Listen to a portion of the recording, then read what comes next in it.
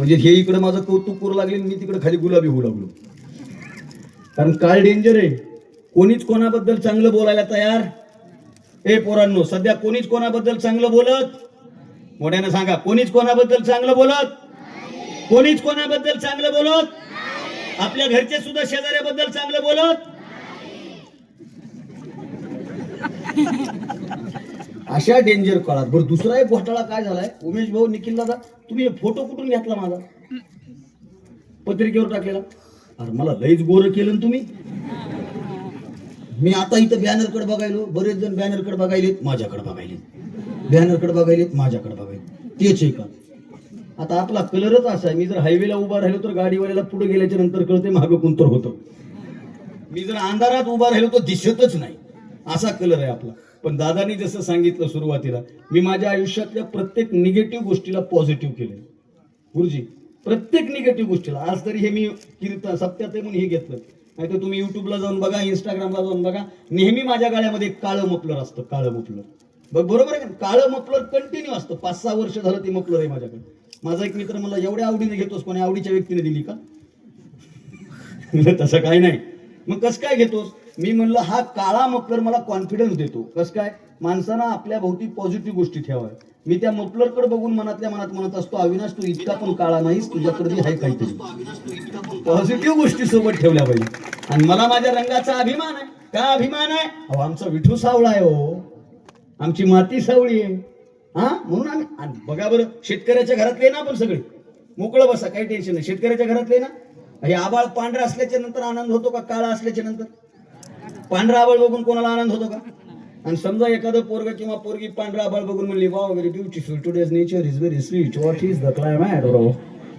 समजायचं हे डोक्यावर पडलं, ह्याचे 4 आणे हरवले, त्याला कुत्रं बित्र चावलं.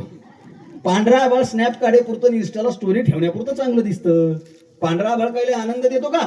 पण पांढऱ्या आभाळामध्ये काळे ढग दाटून आले की आनंद होतो का? काळे ढग आले म्हणजे आता पाऊस येणार आणि माझ्या बापाची काळी जमीन हिरवीगार होणार, हा आशावाद फक्त काळ्या रंगाच्या ठिकाणी आहे. म्हणून या व्याख्यानाचा आगाज, या व्याख्यानाची सुरुवात लोककवी भीमशाहीर वामनदादा कर्डकांच्या 4 ओळींनी करतो. वामनदादांनी फार गोड लिहिले साहेब, मला एवढं गाता येत नाही, महाराज सांभाळून घ्या, मी फक्त साधं गात असतो. वामनदादा कर्डकांनी असं लिहिलं, काळ्या धरणी वरले काळे, काळ्या धरणी वरले काळे, काळाने विणलेले जाळे, करील काही काळे आता काळ्या करणी सवे, तुफानातले दिवे आम्ही हो, तुफानातले दिवे, तुफानातले दिवे आम्ही हो, तुफानातले दिवे. दिवा व्हायचंय, वाजवायचे असले तर इमानदारीने वाजवा. मिस कॉल हाणल्यावर टॉक टाइम संपल्यावर करू नका. मी दिसाय असा आहे पण मी लय खतरा माणूस आहे. आणि तुम्हाला आत्ताच एक सूत्र सांगतो, कीर्तनात बसल्यास, व्याख्यानात बसल्यास, कथेत बसल्यास, कळू नाही कळू टाळ्या वाजवायच्या. बाजूच्याला वाटलं पाहिजे आपल्यापेक्षा ह्याला लई कळायला, तेवढा कोण, फक्त टायमिंग हुकू द्यायची नाही. टायमिंग हुकू द्यायची नाही. आणि व्याख्यानात टाळी वाजवायची टायमिंग कोणाला जमते? ज्याला सकाळी पार्लेजीचं बिस्किट चहामध्ये बुडवून अंगावर न पडता खाता येतं. सगळ्यात मोठी टाइम मॅनेजमेंट आहे. किती वेळ बिस्किट मध्ये ठेवायचं, कोणत्या टायमाला पिकअप घ्यायचं याचा मेळ लागला पाहिजे.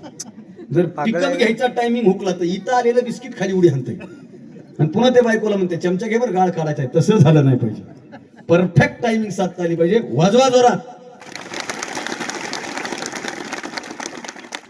खरं तर या कार्यक्रमाच्या निमित्तानं इतका तरुण वर्ग माझ्या समोर बसलेला आहे. आदरणीय दादा आता बोलता बोलता बोलले, संजू भाऊ बोलता बोलता बोलले की तरुण पिढी ही फार वेगळ्या मार्गाला चालली आहे. आणि मला खरं तेच सांगायचंय, मी काही लय उपदेशक नाही, लय मोठा माणूस नाही, मी आपलं संवाद साधणारा माणूस आहे. मार्गदर्शक लय झालेत दादा, माफ करा मला, मी जरा मोकळं बोलू का? इतके मार्गदर्शक झालेत की हिंगण घाटला जर गेलं तर टमाट्याची गाडी ढकलणारा सुद्धा सांगते अभ्यास कसा करायचा. लय मार्गदर्शक झाले. मार्गदर्शनाच्या फंद्यात मी पडत नाही. मी तुमच्याशी संवाद साधणारा माणूस आहे आणि मला संवाद साधायला आवडतं. कशामुळं? यांनी संजू बाबांनी असं वाक्य, संजय दादांनी असं वाक्य वापरणं याचं तरुण पोरांनी वाईट वाटून घेण्याचं कारण नाही. मला तर नेहमी महाराष्ट्रभर फिरत असताना बरेच जण म्हणतात, बऱ्याच भागातमध्ये, आता ही पद्धत आहे, जर मोकळं बोललं तर जमतंय ना, काही अडचण नाही ना. महाराष्ट्रामध्ये एक परंपरा आहे सुरू सध्या. काय सुरू आहे माहिती का? काही काही म्हातारे असे निवांत झाडाखाली बसतात आणि ते गणित काढतात. आणि बघा तुम्ही, प्रत्येक पिढीच असते ती. काही म्हातारे अशी झाडाखाली बसली ना, त्यांच्या गप्पा असतात. पिढी बघडली बे, भलतीच पिढी इकडे. आमच्या काळात असं नव्हतं बे. काहून काय पोरावी काय झालं काय माहिती. शांत बस. तुझ्या टायमाला बी बिघडलेले लोक होते, आता बी बिघडलेले लोक आहेत आणि उद्या पण बिघडलेले लोक असणार आहे. अहो तुकोबारांच्या काळापासून बिघडलेली लोक आहेत. ते गाणं आलं मध्ये मध्ये, देखा तेरे संसार की हालत क्या हो गई भगवान, कितना बदल गया इंसान. इंसान अभी नहीं बदला, इंसानियत जब से खत्म हुई उस दिन से इंसान बदला हुआ है. काय सांगायचं वेगळं. तुकाराम महाराजांच्या पत्नीचं निधन झालं आणि तुकाराम महाराजांनी गोड जेवण दिलं आणि गोड जेवणाला अख्खं गाव आलं. अख्ख्या गावानं गोड जेवण खाल्लं, काहींनी बांधून नेलं. आणि तुकाराम महाराजांची भाऊजाईची तब्येत बिघडली आणि भाऊजाईची तब्येत बिघडली तर रोज लोक दाराला जाऊन विचारत होते वहिनीची तब्येत कशी आहे. आणि समताजी जगनाडे महाराज, तेली समाजाचे समताजी जगनाडे महाराज तुकाराम महाराजांच्या अभंगाचं लिखाण करायचे आणि हिशोब बघायचे.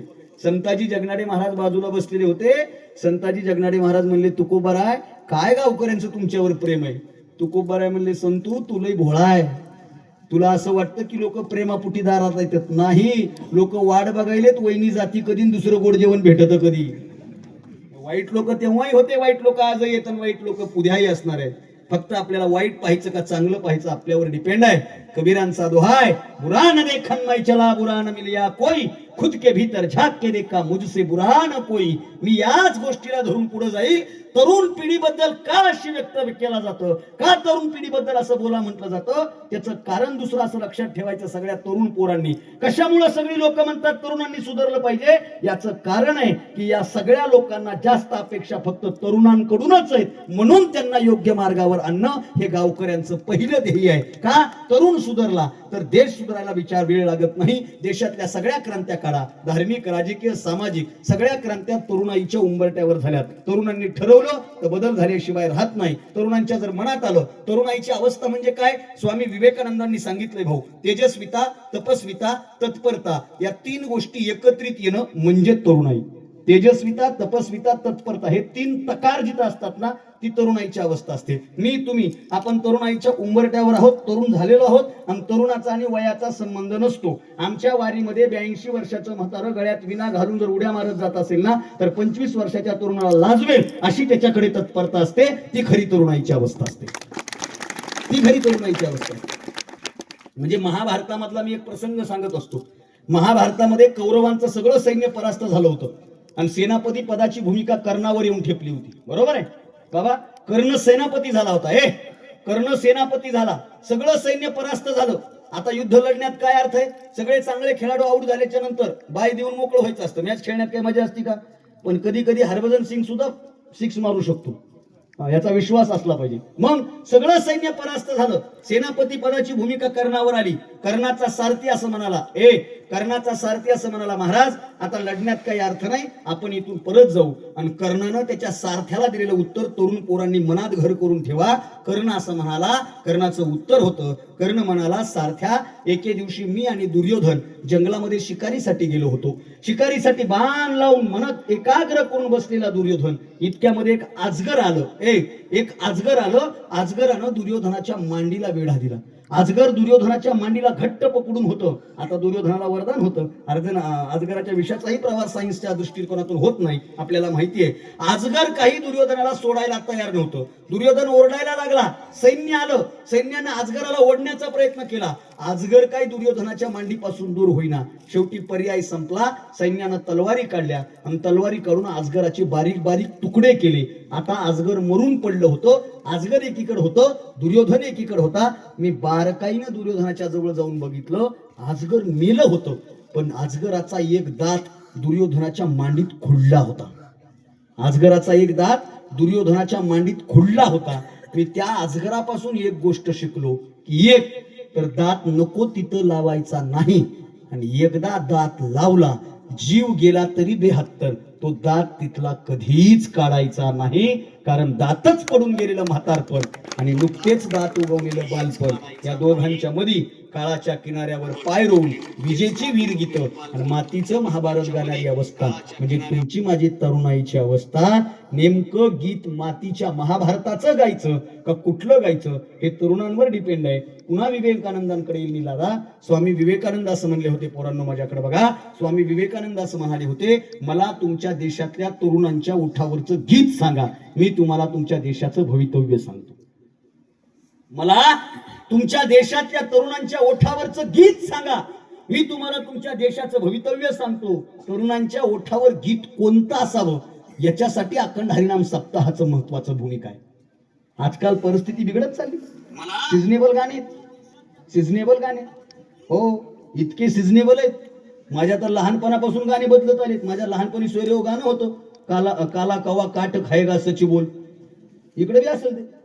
आणि ते गाणं मला लय आवडायचं, कारण सगळे मला मध्ये उभे करायचे. काला काला काला काला काला. ते गेलं दुसरं आलं, बघ बघ सखे कसं गुबू गुबू वाजत आहे. ते बघ बघ सखे कसं गुबू गुबू वाजत गेले, हाताला धरलंय, लगीन ठरलंय. ते गेलं पुन्हा आलं, तुझी घागर नळाला लाव. बरोबर आहे का नाही? ते झालं पुन्हा ते पोपट आला. जेव्हा नवीन पोपट हा पोपट गेला, पुन्हा चिमणी उडाली भरून. ते गेलं पुन्हा आलं कल्लुळाचं पाणी. बरोबर आहे की नाही? इथपासून एवढे इथपर्यंत गाणे आले, पण ते गाणे महिन्याच्या वर चालले नाहीत भाऊ, महिन्याच्या वर चालले नाहीत. 12व्या शतकात लिहिलेली ज्ञानेश्वरी हरिपाठ आजही महाराष्ट्राच्या मातीत चालतो. हा संप्रदायाचा वेगळेपणा आजही चालतो. रोज हरिपाठ आहे, पण एखादा भजनी म्हणत नाही देवाचे द्वारे म्हणून बोर झालं, उद्या ह्याच्या घरी उद्या त्याच्या घरी म्हणून. तेच म्हणावं लागतं, बदल करून जमत नाही. नेमकं गीत कोणती म्हणतोय? वामन दादा कर्डकांची ओळ आहे, माणसा इथे मी तुझे गीत गावे, असे गीत गावे की, असे गीत गावे की तुझे हित व्हावे. माणसा इथे मी तुझे गीत गावे. ज्याच्यामध्ये माणसाचं हित आहे ना, ते गीत गायला पाहिजे. ए पोरांनो, तुमची शाळेत जाता ना? बोला, शाळेत जाता ना? तुमच्या शाळेत प्रार्थना होते का? प्रतिज्ञा होते का? राष्ट्रगीत होतं का? 15 ऑगस्टला काय असतं रे? 26 जानेवारीला काय असतं? 1 मेला शाबास. काय असतं 15 ऑगस्टला? ते गेलं भांबावून. काय सांगा, काय असतं रे 15 ऑगस्टला? लेकर हुशार आहे. एका गावात विचारलं मी 15 ऑगस्टला काय असतं, ते खालून मुलं सुट्टी. चक्कर आली मला डायरेक्ट. सुट्टी 15 ऑगस्ट 26. तुमच्या शाळेमध्ये प्रतिज्ञा होते का? कसं उभारतात प्रतिज्ञेला? असं ना? नाही, सांगा, मोकळं सांगा. असं उभारतात ना? मग ते एका हाताचं अंतर असतं, बरोबर आहे ना? खरं सांगा बरं, तुम्ही एका हाताचं अंतर घेता? खोट बोलायचं. एका हाताचं अंतर घेता तुम्ही? खरं सांगा. सरांना विचारील मी, तुम्ही समोर त्याच्या खांद्यावर हात टाकत नाही? एक साथ प्रतिज्ञा केली, तयार होंगे तयार हो, फिरवून समोर त्याच्या खांद्यावर हात. आजपासून माझ्यावरची सगळी जिम्मेदारी तू या खांद्यावर देऊन मोकळा. आणि याच्यात सगळ्यात जास्त मरण कोणाचं होतं? जे पुढच्या लाईनला असते की नाही, ते प्रतिज्ञा म्हणत नाही, त्याच्या मनात गाणं असतंय, आधार कुणाचा नाही. असं करतोय, असं करतोय, असं करतोय. मग पहिली प्रतिज्ञा, भारत माझा. मोठ्यानं, भारत माझा, सारे भारतीय माझे. आता बारकाईनं बघा संजू बाबा, फक्त लहान लेकराचा आवाज यायलाय. एक बी तरुण पोरग म्हणी नाही भारत माझा देश आहे. गप बसले ते. भारत माझा, सारे भारतीय माझे, माझे माझ्या देशावर. क्या बात आहे. आता ही प्रतिज्ञा सगळ्यांना ऐकू येते सर. आणि एक मधली प्रतिज्ञा कोणालाच ऐकू येत नाही, ती मला ऐकू आली फक्त, पण म्हणतेत सगळे भारत माझा. हातकारे, सारे भारतीय माझे. तुला हातकाड म्हणाला? माझे माझ्या देशावर तुला हातकाड म्हणा बरं का. आणि प्रत्येकाशी सौजन्याने वागेन म्हणेपर्यंत गचांडी धरली. कशाचं सौजन्य, कशाचं काय? का होतं असं? का होतं असं? 10वी पर्यंतच्या पोरांना प्रतिज्ञा कंपल्सरी आहे साहेब. ती पोरांना प्रतिज्ञा पाठ आहे, पण त्या प्रतिज्ञेचा अर्थ माहित नाही.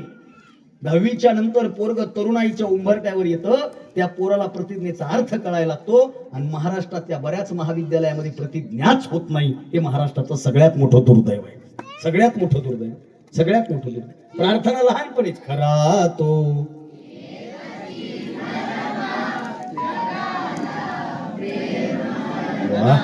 फक्त लहान लेकर म्हणाले. तरुण पोरं म्हणले जगाला प्रेम अर्पावे नाही, इश्क हुआ.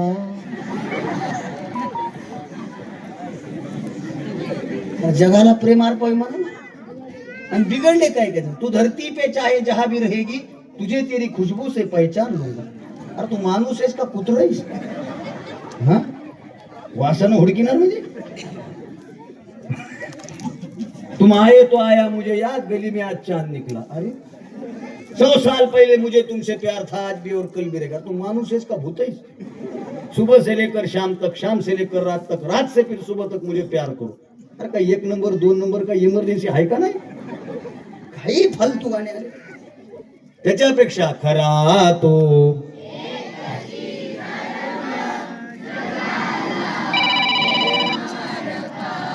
जगी जे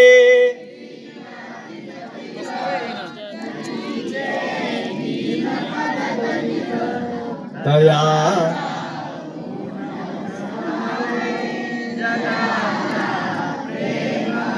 टाळ्या वाजवायला लेकरांसाठी जरा. हीच अमुची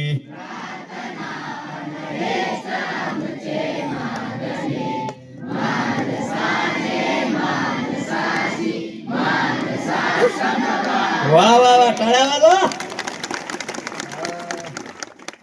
उमेश दादा, काळजी करायचं काम नाही, आपली पुढची पिढी संस्कारवान निघणार आहे. हे लक्ष नाही यांचं, हे लक्ष नाही. माणसाने माणसाशी आता हे संपलंच आहे. मला जे सांगायचंय ते हे संपलं. मला तुमच्या ओठावरचं गीत सांगा, मी तुम्हाला तुमच्या देशाचं भवितव्य सांगतो, असं विवेकानंदांनी म्हणावं. आणि त्या तरुण पोरांच्या ओठावर नको ती गाणी येण्यापेक्षा जोपर्यंत समाज प्रबोधनाची आणि मन परिवर्तनाची गीतं येणार नाहीत ना, तोपर्यंत त्यांचं परिवर्तन होणार नाही. तुम्ही ठरवलं पाहिजे. तरुण पोरांना सगळ्यांना सांगणे, मी तुमचा भाऊ आहे, मी तुम्हाला काही म्हणणार नाही, तुमच्याकडून अपेक्षा आहेत गावाला. बरोबर आहे, अपेक्षा आहेत गावाला. व्यसनाच्या आहारी गेले असं वक्तव्य निघालं इथं, असं वक्तव्य निघालं इथं. हो, अमिताभ बच्चन नावाचा हिरो होता बाबा, त्याचा मर्द टांगेवाला नावाचा चित्रपट होता, ब्लॅक अँड व्हाईट मूवी होता का नाही? बघितला असेल ना? का मी माझ्याकडे थोडं वेळ महाराज म्हणून बघू नका बरं का, माझा सगळा अभ्यास आहे. पण ते मर्द टांगेवाला मध्ये एक डायलॉग होता भाऊ, काय? मैं मर्द टांगेवाला, मैं मर्द टांगेवाला, दुश्मन क्या मारेगा मुझे, मेरा दोस्त ऊपर वाला. होतो का नाही? होतं का नाही? आता चेंज झालं ते. मैं गुटखा खाने वाला, मैं मावा खाने वाला, मैं खर्रा खाने वाला, दुश्मन का मारेगा मुझे, 7-8 सालों में मैं खुद ही मरने वाला. मेरे को दुश्मन की जरूरत नहीं. दुश्मन की कशाला वाम मार्गाला लागली? हा, किती किती व्यसनाधीनता वाढली भाऊ, तुम्ही बोलले. प्रश्न हा महत्वाचा आहे, महत्वाचा प्रश्न आहे. आणि जरा माफी मागून एक वाक्य बोलू का, तुमची विशेषत्वानं माफी मागून बोलू का? तरुण पिढीला व्यसनाधीन करण्यामध्ये राजकीय नेत्यांचा सगळ्यात मोठा सहभाग आहे. काय म्हणणं आहे तुमचं? बरोबर आहे. ह्याच्या एका मतासाठी ते त्याला बेवडं करतं.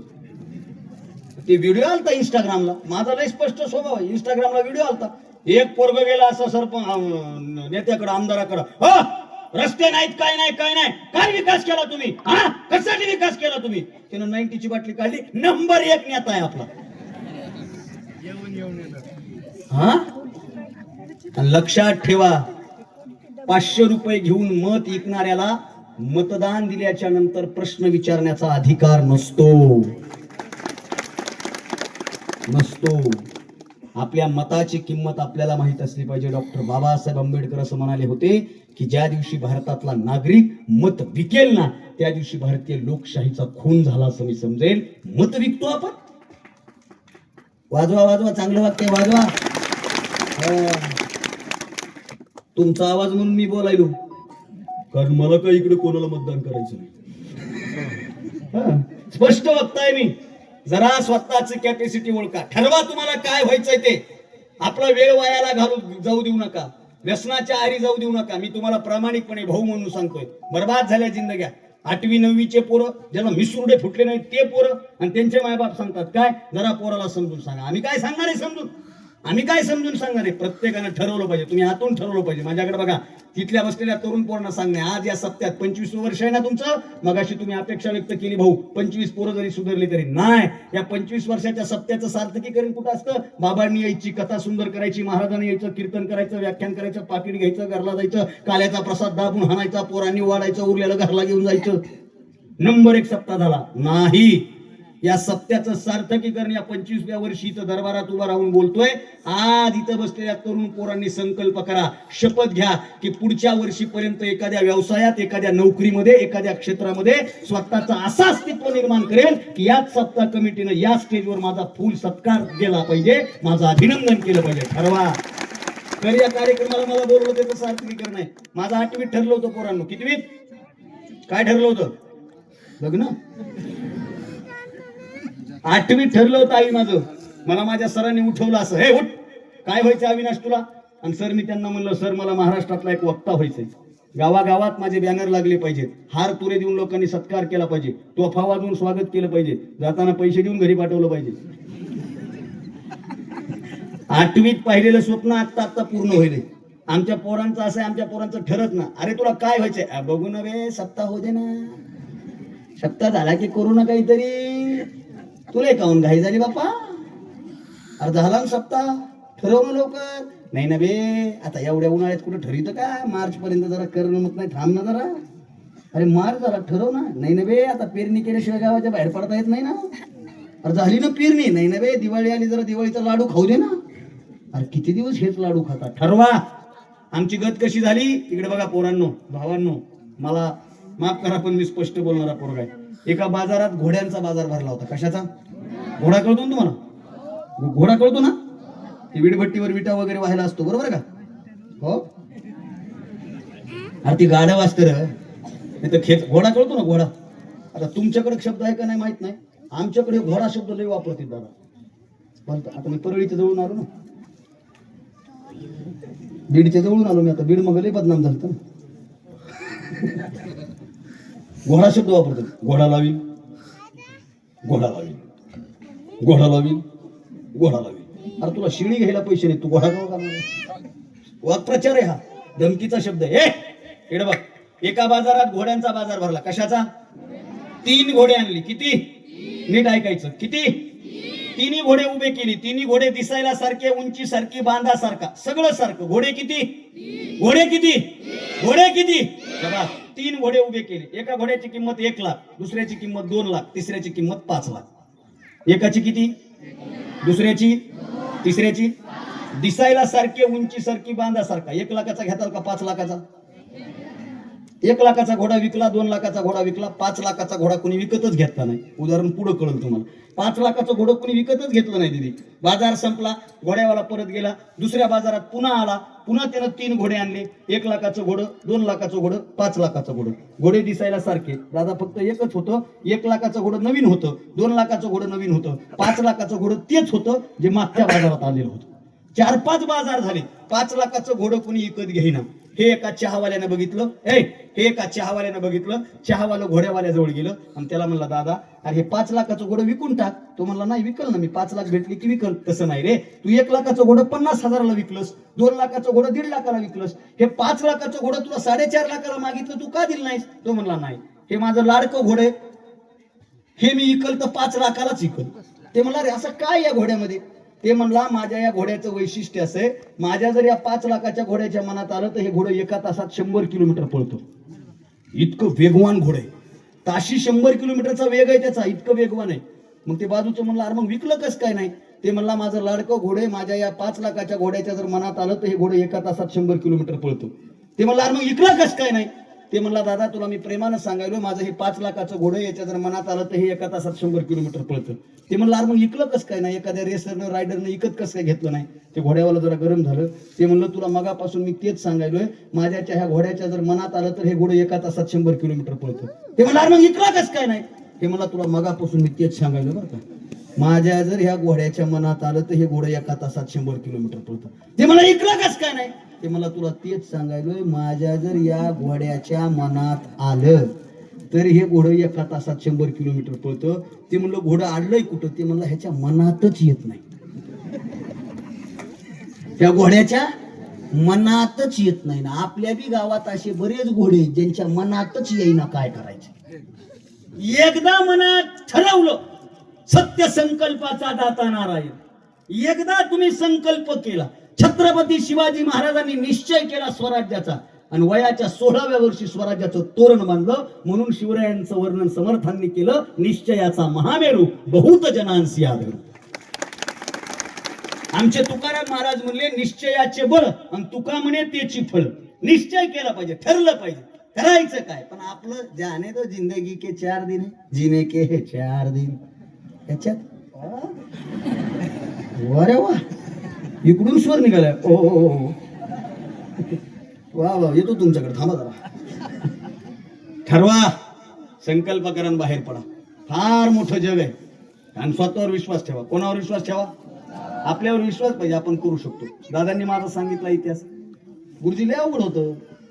आता हे आम्ही फिरतो, खरं सांगा महाराज मंडळी, माफी मागून बोलतो, आपल्याला कोण चांगलं म्हणतं? हा महाराजाला कोण चांगलं म्हणतं? महाराजाची गाडी दिसली ना, महाराजाचं काय रे, हप्त्यावर घेतली असेल. अरे हप्त्यावर घेऊ दे नाही तर सप्त्यावर घेऊ दे, घेतली ना. महाराज लोकांना कोण चांगलं, पत्रकार कोण चांगलं म्हणतो? बोला पटकन, बोला पटकन. बरं जाऊ द्या, काय म्हणतात लोक? महाराज लोकांची मजा आहे. मी लय स्पष्ट बोलणारा माणूस आहे. म्हणतात का नाही? लय मजा आहे महाराज लोकांची, 2 तास बोलायची 30 न्यायची, काय साधी गोष्ट आहे का काय? लय महाराज लोकांनी छापलं, गंज मजा आहे त्यांची. म्हणतात का नाही? आयुष्य आहे महाराज लोकांची, मजा आहे महाराज लोकांची. म्हणतात का नाही? म्हणतात का नाही? हो बाबा म्हणतात का नाही? बोला पटकन, म्हणतात का नाही? मग तुम्हाला जर पटायलंय महाराज लोकांची मजा आहे, तर मग तुमच्या अवलादी तुम्ही महाराज का करीत नाही? का करीत नाही? म्हणजे बोलताना म्हणायचं महाराजाची मजा आहे, मग तुझा पोरगा महाराज करणार नाही, त्याची बुद्धी तेवढी तल्लक नाही. मग तुझी बरी चलती बुद्धी एवढी तल्लकपणे बोलायला. बोलताना सोपं वाटतं, संघर्षाशिवाय पर्याय नाही. पोरांनो, संघर्षाशिवाय पर्याय नाही. मी उमेश दादाला बोललो, आज गाडी सर्व्हिसिंगला लावली. तुम्हाला बोललो दादा, 2 वर्ष झाले गाडी घेऊन, आणि 2 वर्षात गाडीची रनिंग आहे 2,63,000 किलोमीटर. 2 वर्षात इतकं फिरणं. साधं वाटतं तुम्हाला? संघर्षाशिवाय पर्याय नाही. आळस मनातला काढून टाका. मी 5-6 वर्षापूर्वी नारायणगावला आलो तेव्हा एसटीने आलो होतो, बरोबर आहे की नाही? ती मोठी लट मिलिटरीची बॅग बीम, आणि दादा मुली लई तब्येत बारीक होती, हो जरा टेन्शन होतं ना. आता काही नाही, प्रचंड संघर्षातून इथपर्यंत आलेलो आहे मी. हॉटेलमध्ये काम केलंय साहेब, केटर्स म्हणून काम केलंय, लॉजिंगवर नाईटला रात्री लॉजमध्ये काम केलंय, पेप्स्या ऐकल्यात. माझ्या आजतक नावाच्या चॅनलनं मुलाखत घेतलेली युट्यूबला. आजतक नावाच्या चॅनलनं महाराष्ट्रातला एकमेव मी आहे. माझ्या नंतर बच्चू भाऊंची घेतली होती. 2च मुलाखती त्यांनी घेतल्या होत्या आणि त्याच्यामध्ये मी हा सगळा प्रवास सांगितलाय. संघर्षाशिवाय काही नाही. अहो आपल्याकडे प्रतिकूल परिस्थिती असते ठीक आहे, पण त्याच्यातला अनुकूल काय शोधायचं आपल्यावर डिपेंड आहे ना. अहो ठरवलं की होतं. तुमच्या माहितीच तो सांगतो, अमेरिकेमध्ये कृष्णवर्णीय पोरगी जन्माला आली होती, तिचं नाव होतं विल्मा रुडॉल्फ. मी गेल्याच्या नंतर मोबाईलमध्ये गुगल सर्च करा, गुगलला तिचं नाव टाका, विल्मा रुडॉल्फ नावाची पोरगी आहे.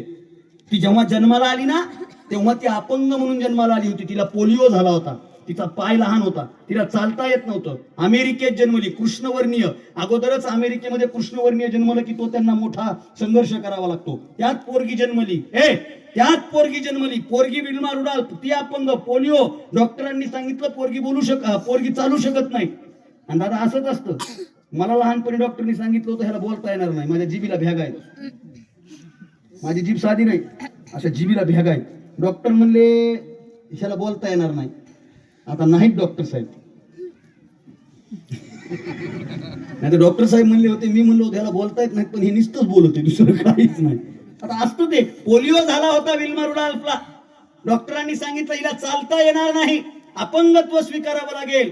माय बापाच्या मनात जिद्द होती, माय बापाने विशेषत्वानं ऐका, माईच्या मनात विशेषत्वानं जिद्द होती. ती म्हणली अशी कशी चालता येत नाही. पोरीला लहानपणापासून फक्त प्रेरित केलं, तू चालू शकतेस, तू चालू शकतेस, तू चालू शकतेस. पोरगी हळूहळू पाय टेकायला लागली, तू चालू शकतेस, तू चालू शकतेस, चालू नाही तू पळू शकतेस. ती विल्मा रुडॉल्फ नावाची पोरगी